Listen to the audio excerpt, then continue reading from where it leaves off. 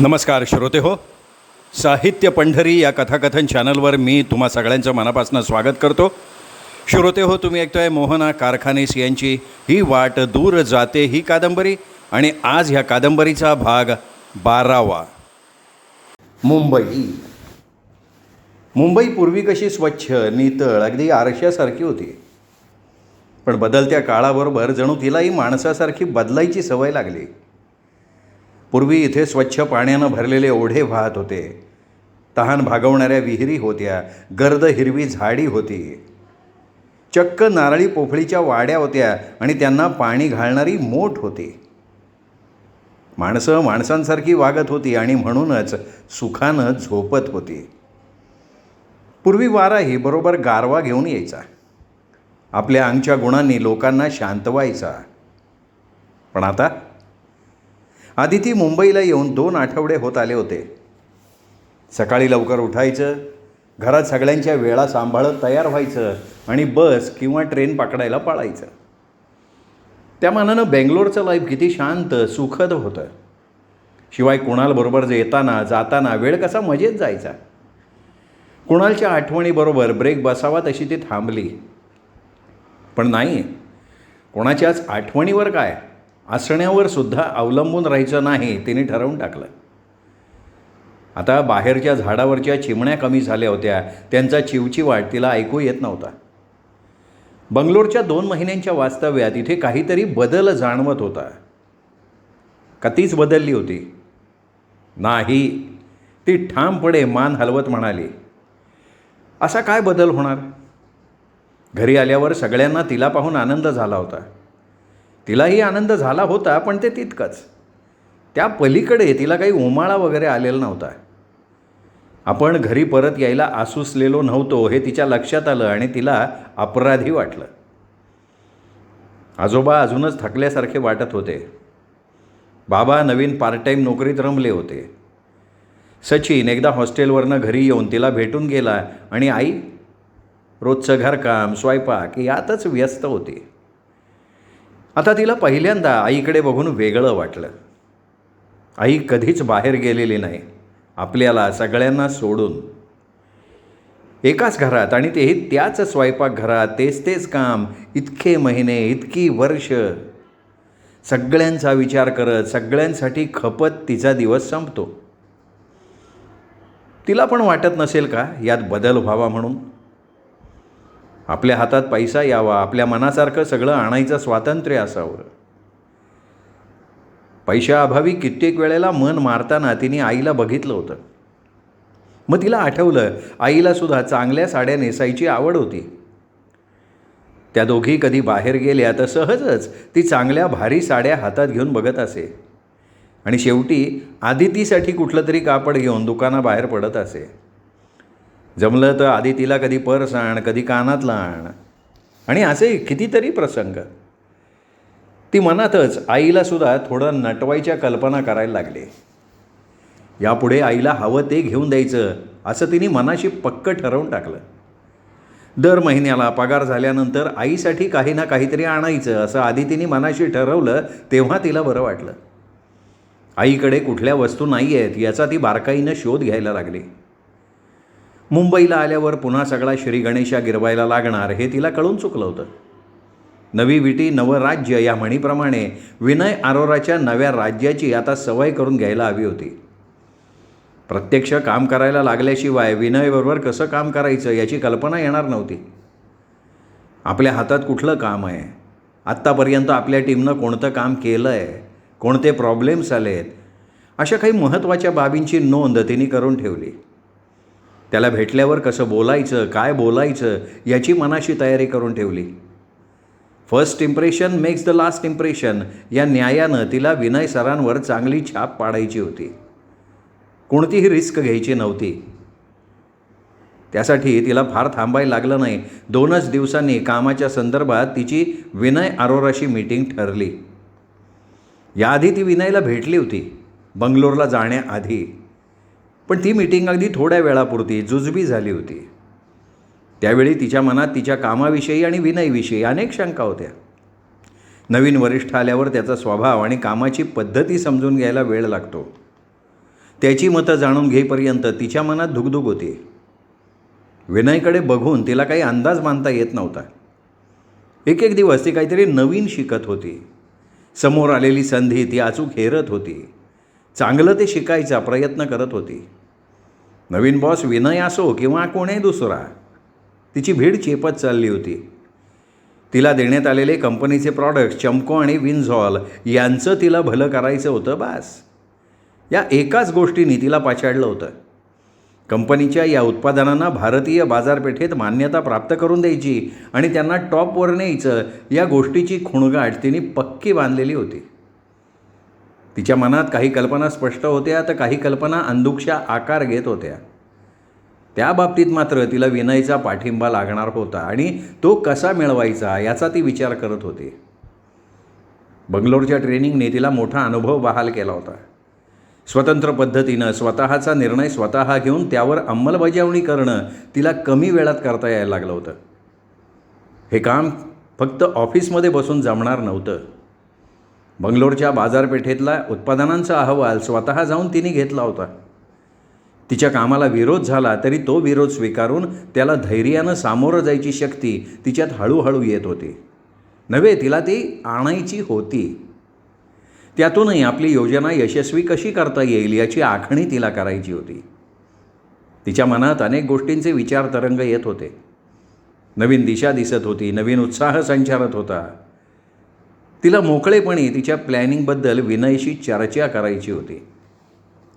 आज विनयला भेटताना अनेक विचार तरंग उरात साठवून ती गेली. तिच्या स्वरात निश्चितता होती. Hello Vinay sir. विनयच्या कॅबिनमध्ये गेल्यावर ती आत्मविश्वासानं बोलली. विनयनं तिच्याकडे रोखून बघितलं. फिकट निळा टॉप आणि पांढरी पॅन्ट घातलेली आदिती तरतरीत दिसत होती. कुरळ्या लांब केसाचा तिने पोनीटेल बांधला होता. रुंद कपाळ अधिकच रुंद भासत होतं. चेहऱ्यावर कुठलाही मेकअप नव्हता, पण आत्मविश्वास विलसत होता. आदिती बदललेली दिसत होती. तिची तब्येत सुधारली होती. विनय तिच्याकडे रोखून आश्चर्यानं बघत होता. ती हसली. काही महिन्यांपूर्वी त्याला असं बघताना बघून ती किंचित बावरली असती, पण आता तिला विनयच्या मनात काय चाललंय हे नेमकं कळलेलं असावं. ती त्याच्यासमोर आदरानं उभी राहिली. हॅलो आदिती बैस. त्यांनी खुर्चीकडे निर्देश केला. सांग, बंगलोरच्या ट्रेनिंगमधनं काय शिकून आलीस? सर, मी तुम्हाला सविस्तर रिपोर्ट दिला आहे. तुमच्याशी पर्सनली बऱ्याच गोष्टी बोलायच्या आहेत. बंगलोरच्या वास्तव्यात मी व्यक्तिगत अनेक गोष्टी शिकले, पण मला आपल्या उत्पादनांविषयी इंटरेस्टिंग माहिती मिळाली आणि ती मला अतिशय महत्त्वाची वाटते आहे. विनयने तिच्याकडे उत्सुकतेनं बघितलं. आदितीला बंगलोरला पाठवायच्या कंपनीचा आणि त्याचा निर्णय बरोबर होता असं त्याला त्या क्षणी वाटलं. त्याच्या नजरेतली उत्सुकता बघून आदितीला स्फुरण चढलं. सर, आपल्या टूथपेस्टच्या पॅकेजिंगमध्ये प्रॉब्लेम आहे असं बँगलोरच्या दुकानदारांना वाटतं आहे. तिकडे लहान साईजमध्ये असलेल्या टूथपेस्टना जास्त मागणी आहे आणि आपली टूथपेस्ट लहान आकारात उपलब्धच नाही. हा फार मोठा दोष आहे असं मला वाटतं. आणि दुसरी गोष्ट, आपल्या विन्झॉलला आयुर्वेदिक साबणांकडनं मोठी स्पर्धा आहे. आदिती एका दमात बोलली. आणि हे सगळं मला पटतं आहे असं तुला वाटतं आहे? त्याच्या त्या वाक्यानं आदितीचा फुगलेला फुगा एकदम हवा जाऊन खाली आला. नाही म्हणजे हो, म्हणजे मला असं म्हणायचं की तुम्हाला हे पटायला हवं.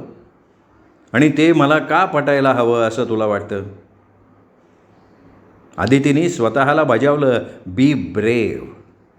तिने दीर्घ श्वास घेतला. पुढचा अर्धा तास ती मोठ्या उत्साहानं तिच्या अनुभवाबद्दल बोलत होती. विनय समरसून सगळं काही शांतपणे ऐकत होता. निदान तसं दाखवत तरी होता.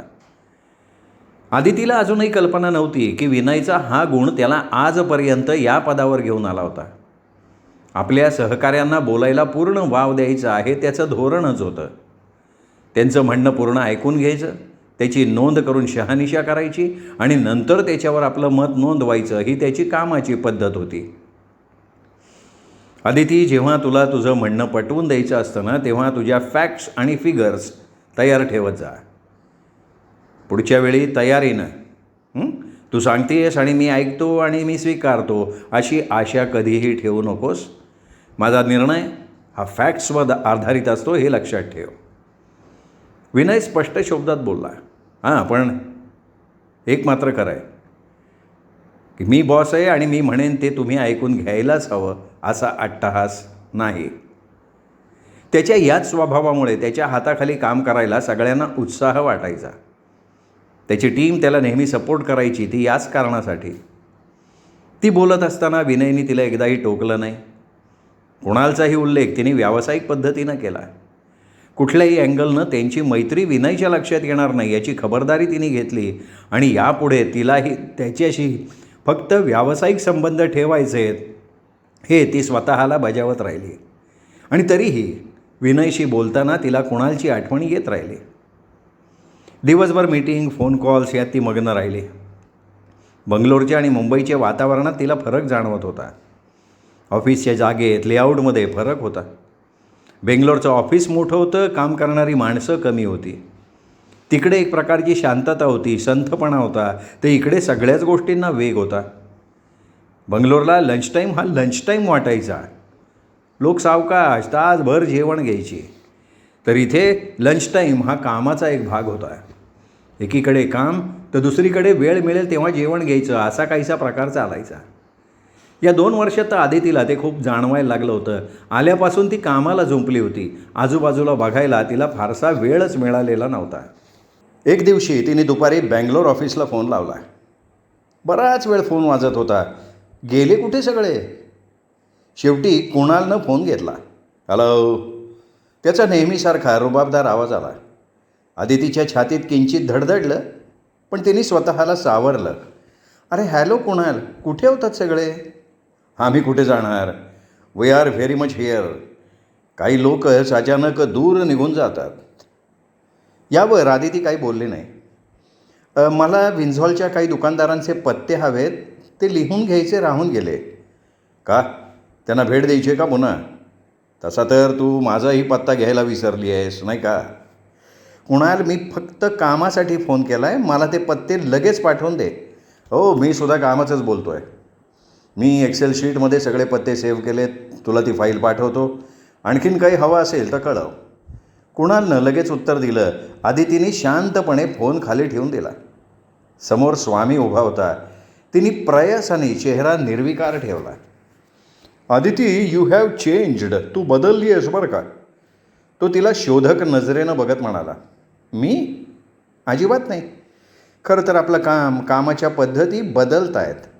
आता हेच बघ ना, आपल्या होलसेलर्सचे, रिटेलर्सचे पत्ते एक्सेल शीटमध्ये एंटर केले की झालं, परमनंटली स्टोअर. पुन्हा पुन्हा लिहायची, जपून ठेवायची गरजच नाही. आपला केवढा व्याप वाचला नाही का? Yes, you are right. पण विषय टाळला असलास तरी तू वाचलेली नाही आहेस. स्वामी मूळ विषय सोडायला तयारच नव्हता. त्याची नजर सतत तिचा पाठलाग करत होती आणि आदितीला ते जाणवत होतं. संध्याकाळी ती ट्रेनची जीवघेणी गर्दी, घामट्ट वास, धक्काबुक्की, तिला नको वाटलं. घरी जाईपर्यंत अगदी सुकलेला पालापाचोळा झाल्यासारखं वाटलं तिला. जिना चढून ती घरी आली. दारात नेहमीसारख्या जाधवबाई उभ्या होत्या. तिने लक्ष नाही असं दाखवायचा प्रयत्न केला, पण ते शक्य नाही झालं. कधी आली बेंगलोरहून? काकी, 2 आठवडे होतील. तुम्ही मला याआधी भेटला होतात की. आई, होय का? मी विसरलेच. हां, अगं बंगलोरहून आठवण राहील असं काही आणलं असतंस ना तर नसते विसरले मी, त्या धूर्तपणे म्हणाल्या. आदितीला एकदम कंटाळल्यासारखं वाटलं. ती काहीच उत्तर न देता वरती आली. तिच्या या गप्प बसण्यानं जाधवबाईंना धक्का बसलेला असावा. काय बाई हल्लीच्या मुली, असं काहीतरी त्या पुटपुटल्या, थोडा वेळ थांबल्या, मग आत गेलेल्या असाव्यात. आदितीने बेल वाजवली. आजीने दार उघडलं. आदिती, आलीस का? ये हो, आत ये. आजी तिला आत घेत म्हणाली. आदितीच्या लक्षात आलं आजी थकत चालली होती. कदाचित आजोबांच्या आजारपणाचा तिला ताण येत असावा. आदिती आत येऊन खुर्चीवर बसली, पर्स खाली ठेवली. आजीनं माठातलं पाणी आणून दिलं. थँक्यू आजी. तिने आजीचा हात धरून जवळ दुसऱ्या खुर्चीवर बसवलं. थँक्यू कसलं ग? दमलीस का ग? आजीने प्रेमाने आणि काळजीने विचारलं. किती काम करतेस ग पोरी? अगं अधूनमधून आराम करत जा. आदिती हसली आणि म्हणाली, अगं माझ्यासाठी हाच आराम आहे. घरात बसले ना तर दमेन. प्रवासाचा मात्र कंटाळा यायला लागला आहे. आता मस्त आंघोळ करते, फ्रेश होऊन येते. आदिती उठत म्हणाली, या पोरीचं काहीतरी बिनसलं आहे. दाद लागून देत नाही खरी, पण काहीतरी झालं आहे बेंगलोरला. आजी पाठमोऱ्या आदितीकडे बघत म्हणाली, काही म्हणालात काही? सुधा आदितीची आई बाहेर येत म्हणाली, जेवण तयार आहे, जेवायला बसायचं का? आई नॅपकिनला हात पुसत म्हणाली, आदिती गेली आंघोळीला, ती आली की बसू. आजी परत विचारात बुडत म्हणाली, पोरीचं काय बिघडलं आहे हे एकटीला आणि माझ्या विठ्ठलाला ठाऊक. नेहमीसारखी हसत खेळत नाही आहे, काहीतरी मनात ठेवती आहे. माझे केस उगाच का पांढरे झालेत? आजी विचार करत होती. आदिती आंघोळ करून बाहेर आली. आता ती फ्रेश झालेली होती. आजीने तिच्याकडे रोखून बघितलं. आदितीने नजर चुकवली. आजी, अशी काय बघतेस माझ्याकडे? बाबा, तुमचं काम संपलं का? चला बरं सगळे जेवायला बसू. आई, मी मदत करते हां ताटं घ्यायला, ती पुढे होत म्हणाली. आजीची एक्सरेसारखी तिच्यावर फिरणारी नजर तिला चुकवायची होती. थांब ग, आजोबांचं जेवण आटपत आलं आहे, त्यांचं पाणी पिऊन झालं की सुरू करूया. आदितीच्या लक्षात आलं की हल्ली आजोबा काही सर्वांसोबत जेवायला बाहेर येत नाहीत. गॅलरीची खिडकी बंद करून आता त्यांचा पलंग, खुर्ची तिकडेच हलवली होती आणि त्यांची सोय आता कायम तिकडे झालेली होती. आजोबा एकदम थकले होते. झालंच भेटा माझं, तुम्ही सुरुवात करा जेवायला. याला सांगितलं मी जेवत जाईन, पण ऐकतोय कुठे हा माझं? आजोबा त्यांच्या जागेवरून बोलले. आदिती ताटं घेत होती. अचानक तिला कुणाला आवडणारी कढी खिचडी आठवली. त्याच्याबरोबर कधी मस्ती करत, विनोद करत, तर कधी वादावादीत घालवलेले दिवस तिला आठवले. खरंच ते दिवस कसे भुरकन उडाले कळलंच नव्हतं. पडवळाची भाजी केली आहे हो तुझ्या आवडीची, आई तिला वाढताना म्हणाली. ती काही न बोलता जेवायला लागली. आत्याचं पत्र आलं आहे आदिती. तू बेंगलोरला असताना तिचा 3-4 वेळा फोन येऊन गेला. तुझी आठवण काढत होती. हो का? कशी आहे ती? मग आई तिच्याविषयी बरंच काही बोलत राहिले. सचिनचे सगळं काही व्यवस्थित चाललेलं होतं. प्रॉमिस केल्याप्रमाणे तो दर आठवड्याला येऊन घरचं हवं नको बघून जात होता. बाबांची लहानशी नोकरी व्यवस्थित चालली होती, पण आदितीचा पगार घराला भक्कम आधार देत होता. आदिती, अगं लक्ष कुठं आहे तुझं?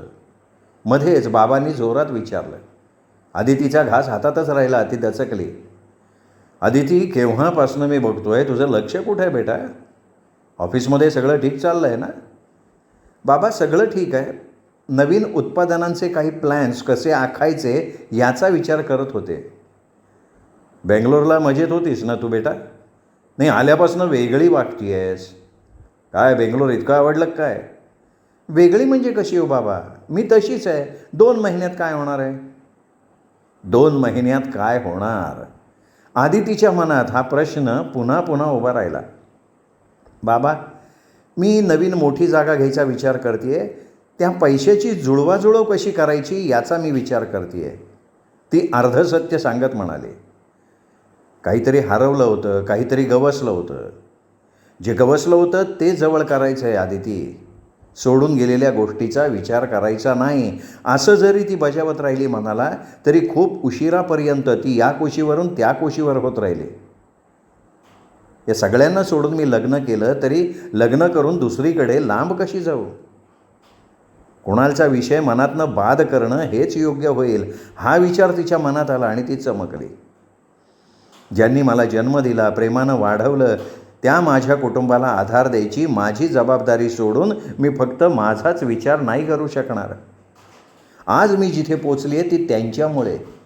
यापुढे त्यांना सांभाळणं माझं कर्तव्य आहे, हा विचार करता करता तिला झोप लागली. दुसऱ्या दिवशी ती ऑफिसला गेल्यावर आजीने आईकडे विषय काढला. सुधे, आदितीच्या लग्नाचं बघू की गा आता? माझ्या मनातलं बोललात. माझ्या मावस बहिणीचा फोन आलाच होता. खूप चांगला मुलगा आहे तिच्या पाहण्यात, वेल सेटल्ड आहे, चांगली फॅमिली आहे. तुम्ही म्हणालात तर बोलीन मी तिच्याशी. नाही, पण आधी तिला विचारायला हवं हो. बाबा मध्येच येऊन म्हणाले. तिला खूपदा विचारलं, आता आपण ठरवायला हवं, आजी म्हणाली. हे बघा, तुम्ही दोघी थांबा. मी या रविवारी तिच्याजवळ विषय काढतो. तिला बाहेर कोणी आवडला असेल तर. आजच्या पिढीला स्वतंत्र मतं आहेत. आपली आदिती जबाबदार आणि समजूतदार मुलगी आहे. कुठलंही काम ती विचार करून करेल. बाबांनी त्यांचा विचार सांगितला. बाबा आपल्या मुलीच्या बाबतीत सुधारक मताचे होते. त्यांचं मन पुन्हा पुन्हा लेकीची काळजी करत होतं. त्यांना कुठलाही निर्णय तिच्यावर थोपवायचा नव्हता.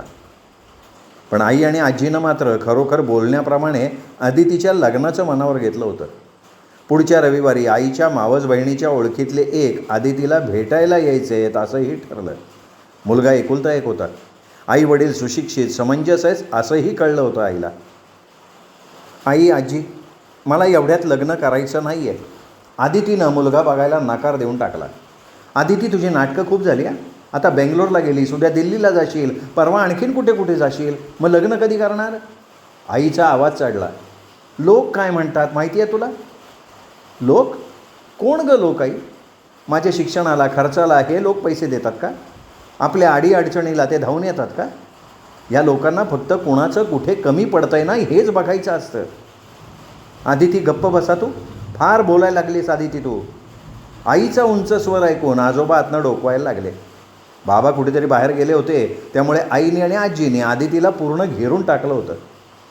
संतापानं, दुःखानं आदिती गप्प बसली. तिने उगीच टी व्हीत मन गुंतवायचा प्रयत्न केला, पण ते शक्य नव्हतं. रविवारी संध्याकाळी 4 वाजता दळवी कुटुंब तिला बघायला आलं. मुलगा दिसायला तर देखणा होता. आदिती टी शर्ट आणि जीन्समध्ये होती. आई, बाबा आणि आजीची त्यांच्यापुढे गडबड चालली होती. आदिती शांतपणे सगळं बघत होती. सचिन आला होता. पाहुण्यांसाठी फळफळावळ, चहा, उपमा तयार होतं, पण आदितीला कशातही रस नव्हता. आम्हाला आदिती पसंत आहे, अर्ध्या पाऊण तासानं नेत्रपल्लवी करत दळवींनी सांगितलं. मुलगा मनीष तर आदितीकडे अनेकदा कौतुकानं बघत होता. त्याच्या त्या तशा बघण्यानं कुठलीही भावना तिच्यात उमलत नव्हती याचं तिला आश्चर्य वाटत होतं. आदितीला काय वाटतंय? मुलाच्या वडिलांनी विचारलं. आदिती 2 मिनटं काही बोलली नाही. सगळीकडे शांतता पसरलेली होती. जो तो तिच्या तोंडाकडे बघत होता. आईच्या चेहऱ्यावर काळजी पसरली. आदितीने सावकाश मौन सोडलं. हे बघा, मी आता जे काही बोलणार आहे त्याचा कृपया दुसरा अर्थ लावू नका. एक गोष्ट मला स्पष्ट सांगावीशी वाटते की एवढ्यात मला लग्न करायचं नाही. एक लग्नाळू मुलगी तिला बघायला आल्या मंडळींसमोर इतक्या स्पष्टपणे बोलत होती. खोलीत पिनड्रॉप सायलेन्सच पसरला. मध्यमवर्गीय मराठी कुटुंबात असं क्वचित घडतं याची तिला कल्पना होती. हे मी पूर्ण विचार करून सांगते. तुम्ही मला बघायला आलेलं पहिलंच स्थळ आहात. कोणताही गैरसमज नको म्हणून सांगते, माझं बाहेर कुठेही जमलेलं नाही. मी लग्न न करण्याचं कारण एवढंच आहे की लग्न ही मोठी जबाबदारी आहे. 5 मिनिटात बघून एकमेकांचा स्वभाव कसा कळणार? लग्न झाल्यावर बायकोकडून किंवा सुनेकडून ज्या सर्वसाधारण अपेक्षा असतात त्या पूर्ण करायला मला जमेल का नाही याची मला स्वतःलाच खात्री नाही आहे, कारण सध्या माझं करिअर आणि काम यात माझा पूर्ण वेळ जातो आहे. मला संसार सुरू करायला अजूनही वेळ हवा आहे आणि या सगळ्यात तुमची कुठलीही अडवणूक करायचा माझा विचार नाही. तेव्हा कृपया तुम्ही मला समजून घ्याल अशी मी आशा करते. आणखीन एक सांगायचं आहे, माझ्या कुटुंबाची जबाबदारी माझ्यावर आहे असं मी मानते. ज्यांच्यामुळे मी आज जी काही आहे त्यांची म्हातारपणात काळजी घेणं हे माझं कर्तव्य मानते मी. आणि लग्न केलंच तर लग्न झाल्यानंतरसुद्धा त्यांना कधीही मी अंतर देणार नाही हे मी माझ्या मनाशी ठरवलं आहे.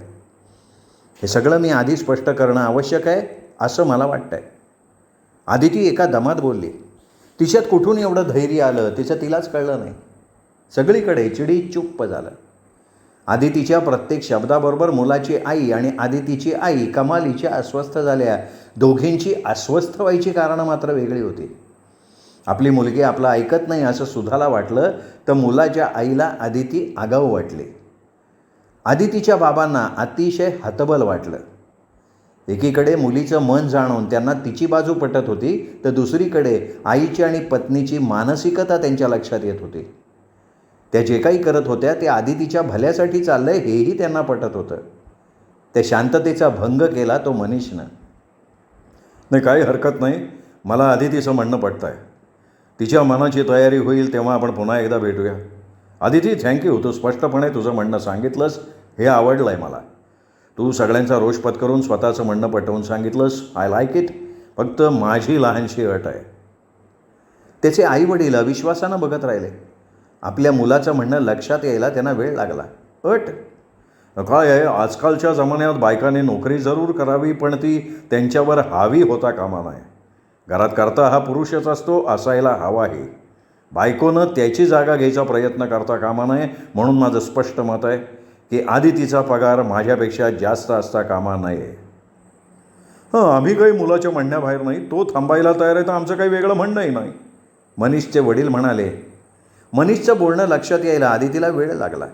म्हणजे मनीषला माझ्या नोकरी करण्यावर आक्षेप नाही, पण माझा पगार त्याच्या पगारापेक्षा जास्त असता कामा नये. हा धक्का होता तिला. वरून तो अगदी कर्णाचा अवतार असल्यासारखा आवडत होता. सॉरी, मग मला लग्न करण्यात अजिबातच इंटरेस्ट नाही आहे, असं म्हणून ती उठली. त्या मंडळींना सोडायला सचिन खाली गेला. घरात शांतता पसरली. थोड्या वेळापूर्वी घडलेलं नाटक सगळ्यांना दिगमूढ करून गेलेलं होतं. आदिती, किती नशीबवान आहेस बघ तू. बघ तो मुलगा किती समजूतदार आहे. एवढा फडाफडा तू बोललीस, पण त्यांनी बाजू तुझीच घेतली ना. आता वेडेपणा न करता त्याला हो म्हणून टाक. आई कळवळून म्हणाली. आजीनी तिला संमती दिली. आजोबा आतून सगळं काही ऐकत होते. त्यांनी आदितीला हाक मारली. आदिती काहीही न बोलता त्यांच्याजवळ जाऊन बसली. आदिती, मी सगळं ऐकलं आहे. मुलगा चांगला वाटतो आहे, पण पोरी तू लग्नाला नाही का म्हणती आहेस? तुझ्या मनात काय चाललं आहे सांगशील का जरा स्पष्टपणे? आदितीला वाटलं की आता सांगावं सगळं आपल्या मनातलं, पण आजोबांना समजेल का ते सगळं? आजोबांनी आपल्याला लहानपणापासून सांभाळलं, आपले लाड केले. प्रत्येक वेळी घरात त्यांचा आधार वाटला, पण जशी वर्ष गेली तसं कुठेतरी आपलं संभाषण तुटत चाललं आहे. मला आजोबांना सगळं नाही सांगता येत. मला अनेकदा मुलांबरोबर काम करावं लागतं, त्यांच्याबरोबर फिरायला लागतं. फक्त बंगलोरला जाऊन माझा प्रवास थांबणार नाही आहे. कदाचित पुढे मला भारतभर प्रवास करायला लागेल. आजोबांच्या मनाची तयारी व्हायला वेळ लागेल. लहानपणी आजोबांनी कुठे अडवलं नाही, पण सचिनला जितकं सहज सगळं मिळत गेलं ना, तितकंच ते तिला मागून मिळवावं लागलं. कसला विचार करतेयस पोरी? तुला वाटतं आजोबा आता म्हातारे झाले, त्यांना कसं काय कळेल आत्ताच्या जगात काय चाललं आहे, बरोबर आहे ना? आजोबा, हा प्रश्न माझ्या अस्तित्वाचा आहे, सेल्फ रिस्पेक्टचा आहे. आजोबा, माझं ना एक स्वप्न आहे. मला स्वतःला काहीतरी करून दाखवायचं आहे. माझ्या कंपनीला मला टॉपवर न्यायचं आहे आणि त्यासाठी दिवसरात्र काम करायची माझी तयारी आहे. मग सांगा की लग्न ही जबाबदारी मला कशी काय बरं पार पाडता येईल? लग्नानंतर मी असा प्रवास केलेला, घराबाहेर राहिलेलं कुठल्या मुलाला आवडेल? आणि माझा पगार किती असावा हे माझा नवरा कसं काय ठरवू शकतो? आदितीच्या बोलण्यात तथ्य आहे असं आजोबांना वाटलं. पण मुली, हे सगळं तुला लग्न झाल्यानंतर सुद्धा करता येईल. तरीही त्यांनी आदितीला समजवायला सुरुवात केली. त्यांच्या सुधारित मताप्रमाणे शिक्षण, नोकरी आणि नंतर लग्न, संसार हेच तर मुलीचं कर्तव्य. नाही आजोबा, सध्या तरी मला या जबाबदारीचं ओझं पेलवणार नाही आहे, आदिती नम्र पण निश्चयी स्वरात बोलली. मग आजोबा गप्प झाले. या प्रसंगाला आज अनेक दिवस झाले होते. आदितीचा मूड बघून सगळे गप्प होते. कोणीही नंतर विषय वाढवला नाही. आई आणि आजी गणपतीच्या देवळात सिद्धिविनायकाला गेल्या होत्या. आईने आपल्यासाठी गणपतीला नवस बोलला असावा अशी शंका आदितीला येत होती. असू दे, करू देत आईला तिच्या मनासारखं, पण मी मला पटतंय तेच करणार. आदितीला लहानपणी सत्यनारायणाच्या प्रसादासाठी केलेली धावपळ आठवली. त्यावेळी दर आठवड्याला कोणाच्या ना कोणाच्या घरी सत्यनारायणाची किंवा गणपतीच्या देवळात कसली ना कसली तरी पूजा असे. आदितीला बाप्पांची सुंदर मूर्ती बघायला खूप आवडायची, पण त्याहीपेक्षा जास्त सत्यनारायणाचा प्रसाद किंवा वाटलेली खिरापत आवडायची. आणि त्यासाठी कितीतरी वेळ ताटकळत लाईनीत उभं राहून घेतलेला प्रसाद तिला आठवला. त्यावेळी खाल्लेल्या त्या प्रसादाची गोडी अजूनही जिभेवर रेंगाळती आहे. लोकांनी नेहमी अशा पूजा घालत राहाव्या असं तिला वाटायचं. पण काहीतरी मागण्यासाठी लोक पूजा का करतात ते तिला ठाऊक नव्हतं. ते आत्ता कळतंय.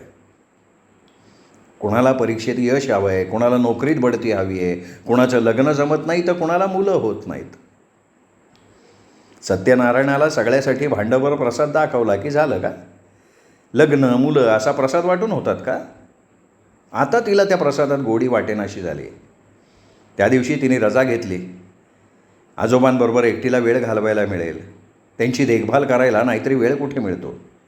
तिने आजोबांना आवडणारं पिवळं धम्मक वरण आणि छान मोकळा भात केला.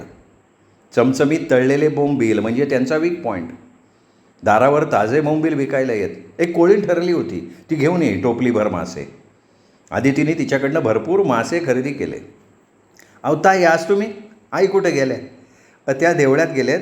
आणि बोंबील चांगले द्या, आईला देतेस तसेच दे मलाही काढून. हो, तुमच्या आईसारखंच बोलताय की तुम्ही. असं कसं फसवेल तुम्हाला? 15 वर्षे झाली की तुमच्याकडे येते मी. कोळिणीला पैसे देऊन आदिती आत आली. बोंबील साफ केले, स्वयंपाकाची तयारी केली. आजोबांना पातळ रव्याची खीर करून दिली. आज खरी मजा आहे माझी, नातीकडून सेवा करून घेतोय. आजोबा खुश होते. तिच्यावर कधी स्वयंपाक करायची वेळ येत नसे, पण आज तिने स्वतःहून आई करते ना ते सगळं काही करायचं ठरवलं. बाबाही येतील 5-5:30पर्यंत. जेवणं वगैरे आटपून ती फोनच्या बाजूला बसली. ऑफिसचं काम तिने कालच उरकलं होतं बरंचसं. आज ठरवून सुट्टी घेतली होती. गेले काही दिवस महिने इतके वाऱ्यासारखे येत जात होते की तिच्या आयुष्यात काही घडतं याचा तिलाच पत्ता लागत नव्हता. घटकाभर थोडं थांबावं असं तिलाच वाटलं. तिला सुलभाची, तिच्या बालमैत्रिणीची आठवण झाली. 2 वर्षात तिची आणि सुलभाची गाठभेट हळूहळू कमी होत गेली होती.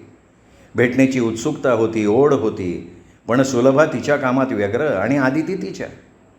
मागे एकदा समुद्रावर फिरायला जायचा प्लॅन केलेला किती महिने लुटले होते. त्या रात्री तिने, सुलभानं आणि बाकीच्या मैत्रिणींनी किती धमाल केली होती. सुलभाला फोन करावा का? मनातलं सगळं तिच्यापाशी बोलून टाकावं का? आजपर्यंत तिने अनेक गुपितं तिच्याजवळ बोलून दाखवली होती. काही दिवसांपूर्वी घडलेला प्रसंग. तिच्यासाठी आईने हट्टानं स्थळ आणलं होतं. त्या मुलाला म्हणजे मनीष दळवीला आदिती आवडली होती. आदितीला आजोबांचं आणि तिचं बोलणं आठवलं. आजोबांनी किती शांतपणे तिला समजून सांगितलं होतं, पण तरीही इतक्यात लग्न न करण्याचा तिचा निश्चय कायम होता. तिला तिची स्वप्नपूर्ती करायची होती. तिच्या कंपनीच्या उत्पादनांना तिला टॉपवर न्यायचं होतं. तिने सुलभाला फोन लावला. हॅलो, मी सुलभा बोलते आहे. कोण? अगं सुलभा, कशी आहेस तू? किती दिवस झाले आपण बोललो नाही. आदितीच्या आवाजात खूप दिवसात न बोलल्याची सल होते. अगं आदिती, तू आलीस का बेंगलोरहून परत? सुलभा वेगळीच भासली आदितीला. अगं काय गं सुलभा, इतकं थंड स्वागत? मला तुझ्याशी खूप गप्पा मारायचे आहेत. मलाही तुला काही सांगायचं आहे का? सांग, मी रजाच घेतली आहे. आदिती, माझं लग्न ठरलं आहे. काय? तू मला आत्ता सांगतेस? अगं मग कधी सांगणार आदिती? तू मोकळी असतेस कुठे का बोलायला? पण सुलभा, कोण आहे मुलगा? काय करतो? लग्नाची तारीख काय? आदितीला सुलभाला जे काही सांगायचं होतं ते मनातच राहून गेलं. आता ते सगळं सांगण्यासाठी ही वेळ योग्य नाही, तिने मनात विचार केला. नंतर सुलभा तासभर तिला सांगत होती. महिनाभरात सुलभाचं लग्न होणार होतं. लग्नानंतर सुलभा मुंबई सोडून अमरावतीला जाणार होती राहायला. तिच्या होणाऱ्या नवऱ्याचा तिकडे बिझनेस होता म्हणे. पण सुलभा, आपण एवढ्यात लग्न करायचं नाही असं ठरवलं होतं. खूप शिकायचं, नोकरी करायची, पैसे कमवायचे. किती स्वप्न पाहिली होती सुलभा आपण. तिचा आवाजच जड झाला. तिची अत्यंत जवळची मैत्रीण दूर जात असल्याचा तिला भास झाला. सुलभा काही बोललीच नाही. आदिती काय समजायचे ते समजली. संध्याकाळी बाबा आल्यावर ती त्यांच्याशी गप्पा मारत बसली. त्यांना अधूनमधून सचिनची काळजी सतावत असते. सचिनचं शिक्षण पूर्ण झालं की ते एका मोठ्या जबाबदारीतनं सुटणार होते. काही वर्षात तो डॉक्टर होईल, चांगला पैसा कमवेल, ही आशा त्यांना दिलासा देत होती. आणि आशा माणसाला जगवत ठेवते. बाबा, सचिनचा अभ्यास बरा चालला आहे ना? खूप मेहनत करतो आहे. मी नशिबान आहे बेटा, माझी दोन्ही मुलं चांगली निघाली. बाबा आदितीनं दिलेला चहाचा घोट घेत म्हणाले. कोण किती नशिबवान आहे ते येणारा काळ ठरवेल, आदिती मनात म्हणाली. बाबांकडे बघताना तिला जाणवलं की त्यांच्या केसात रुपेरी बटा डोकवायला लागल्या होत्या. चष्म्याची सोनेरी फ्रेम त्यांच्या रुंद चेहऱ्यावर शोभून दिसत होती. त्यांचा वाढदिवस जवळ येत होता. बाबा, तुम्हाला या वाढदिवसाला काय आणू? आदिती, अगं बेटा, किती करशील आमच्यासाठी? एका ऐकशील माझं? तुझ्यासाठी चांगला मुलगा बघ आता. काय बाबा, तुम्हीसुद्धा? बघ ना, विचार कर पुढचा. अगं आम्ही काय आज आहोत तुझ्याबरोबर, पण उद्याचं काय? बाबा, मी नक्की विचार करीन, पण आत्ता लगेच नाही. रात्री स्वामीचा फोन आला. बोल स्वामी. अरे आदिती, क्या छुट्टी ले ली आज? काही विशेष? सगळं ठीक आहे ना घरी? स्वामीच्या आवाजात थोडी काळजी होती. अरे हो स्वामी, सुट्टी घेतली. खूप दिवस घरापासून लांब राहिले होते ना रे. उद्या येणारच ना? लंच बरोबर घेऊ आपण. ठीक आहे, भेटूयात की उद्या. आदितीने फोन ठेवून दिला. श्रोते हो, हा होता भाग 12वा. भाग 13वा उद्या. तोपर्यंत नमस्कार मित्र हो.